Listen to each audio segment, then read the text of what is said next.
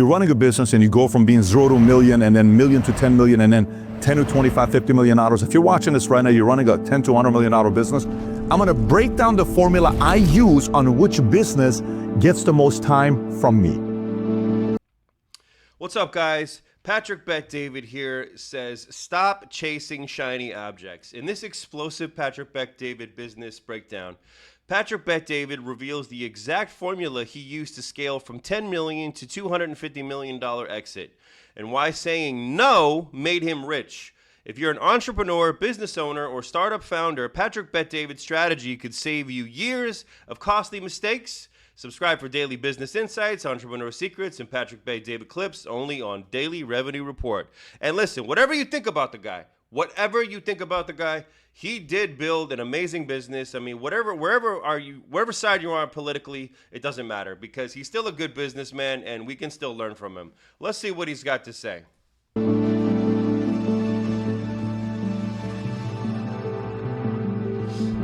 All right, if you value out of this video, give it a thumbs up and subscribe to the channel. Let's get right into it. So I'm sharing this with you because I experienced it myself.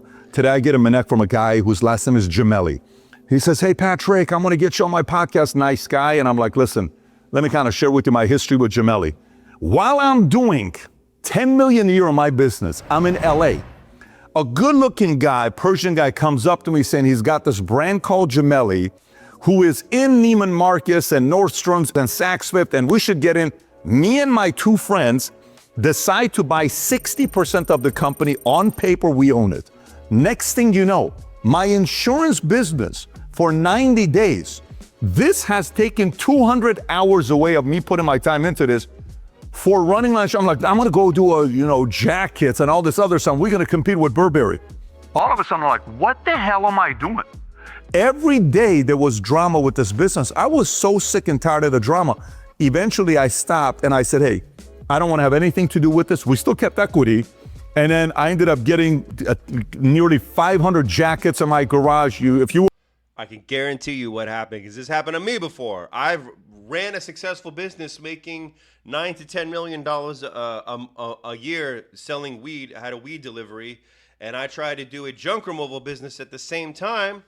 And, it takes time away from your moneymaker.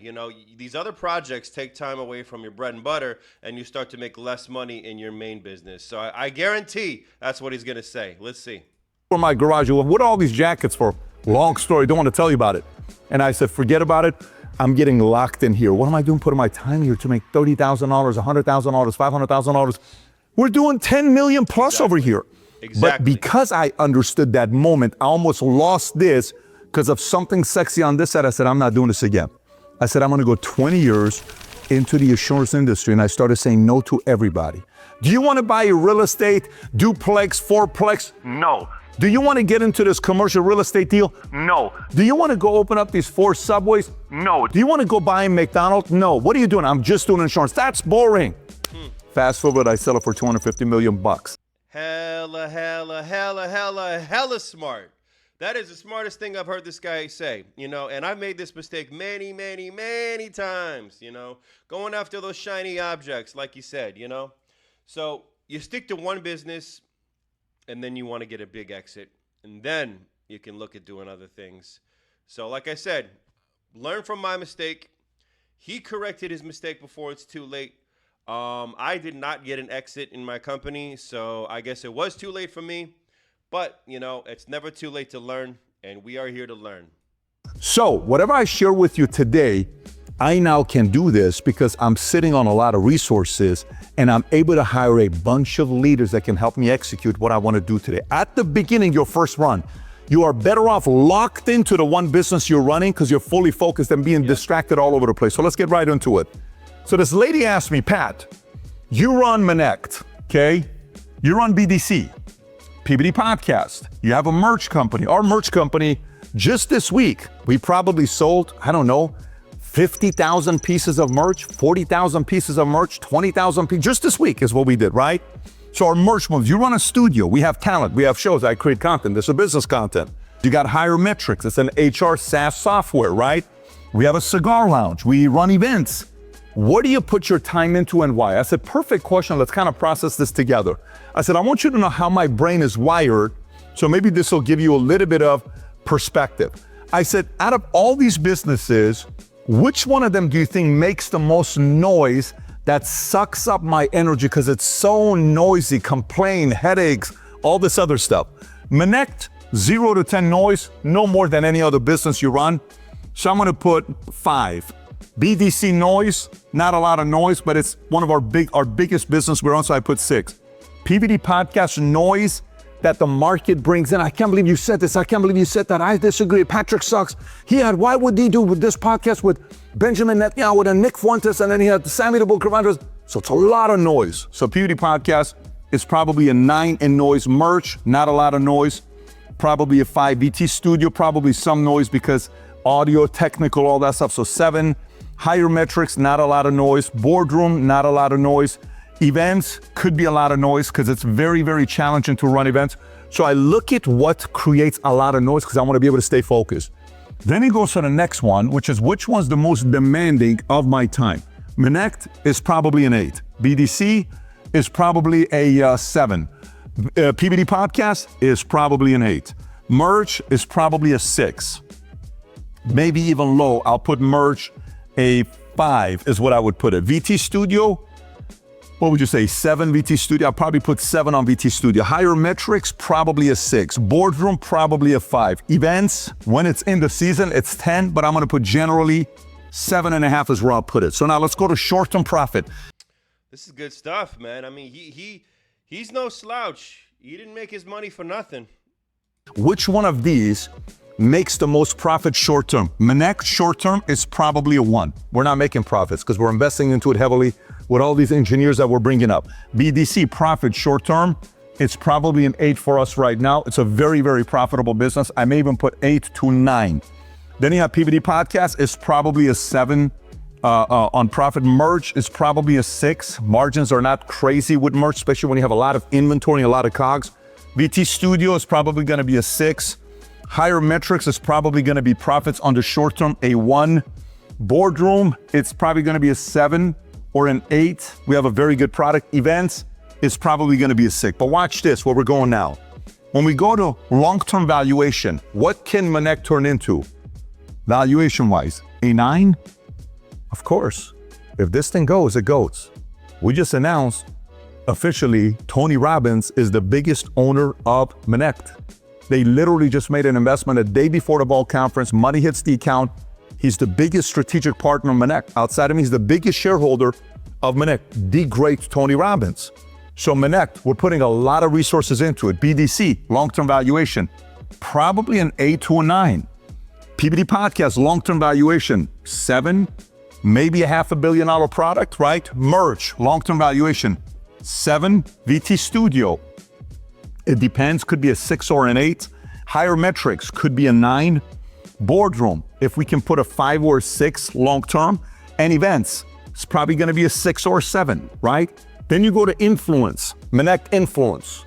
Maybe that's a 7 or an 8. When it comes out to influence. BDC, it's not necessarily a big influence thing, but on the business side, yes. PBD podcast influence, it's a 10. Notice that gets a 10 for influence. $500 million online views. VT Studio, this is what? A 10. Because it's getting a lot of eyeballs. Last month, we got what? Roughly $500 million online views. Just our comedy channel last month got 200-something million views. VT Comedy. Vinny's doing a great job. Merch, influence, probably not crazy, but it is future looks bright. Higher metrics, it's not gonna be a big influence play. Boardroom, 5 to 6. Events, let's say 7, right? And then you got passion. Which one excites you? So it may not be a money play, but it is a play that you get excited doing it. When you score all of these, then you get to see and say, you know what?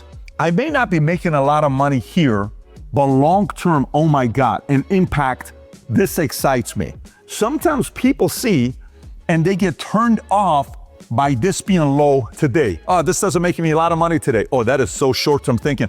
Do you know when I started my insurance company, the first 5 years, I didn't pay myself pretty much anything? By the way, do you know all of these companies? Imagine all the... That makes sense. So I love this. First of all, I love this. This is great.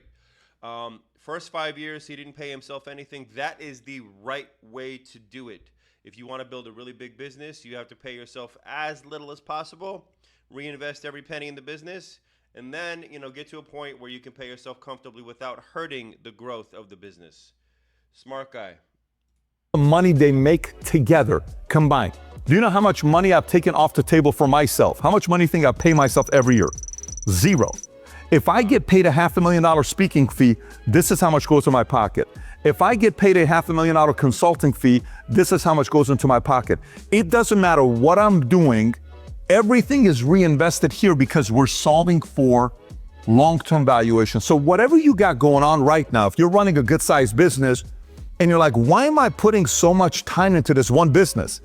It's not giving me any influence. It doesn't have long-term valuation. It's making me a little bit of profit right now. It is so noisy and it's so demanding. Why am I doing it? Well, because I'm passionate about it. Man, but to give it that many hours a week? To give it 30 hours a week just for this, at this phase? Why are you doing that? Well, it just kind of makes me more excited. Okay, then don't expect for the numbers to be higher on your end. So when you're going through any kind of decision you're making with your businesses, use this format for yourself. Put all the businesses here, score them based on noise, demanding, short-term profits, long-term value. Time allocation grid, tag, take notes. I know I will. I'm going to be using this right away. Valuation, influence, and passion. Write down the businesses on the end, and you'll realize this is how I make my decisions to see what's worth my time and what's not based on the amount of rate of return we get. By the way, I cannot tell you how many business owners worldwide reach out to us at our consulting firm. If you're somebody that's watching and saying, oh my God, I'd love to have a 2-hour strategy session, Pat, with you to kind of break down what I need to be doing next, go to betdavid.com. It tells you all about our consulting firm. We're going to put the website here so you can see it. It's betsdavid.com, no hyphen, betdavid.com, or you can directly call us at 561-821-8130. One of our consultants will pick up the call, do a needs analysis on you, and hopefully we'll be able to serve you. Now, if you're watching this and you're saying, Pat, I'd love to have the PDF on this. We call this a time allocation grid to be able to score for yourself what decision to make based on noise, demanding, short-term profit, long-term valuation, influence, and passion. Click on a link below in the description. Go. Look, guys, this guy's a hell of an entrepreneur. We can all learn from somebody. Doesn't matter what stage you're at, whether it's a beginning stage, middle stage, or you're making millions and then you had an exit. You can always do better. And this guy, whether you like him or not, whether you love him or you hate him, we have to admit that in business, he accomplished a lot. So let me know what you guys think. Like, share, subscribe, and I'll see you guys on the next one.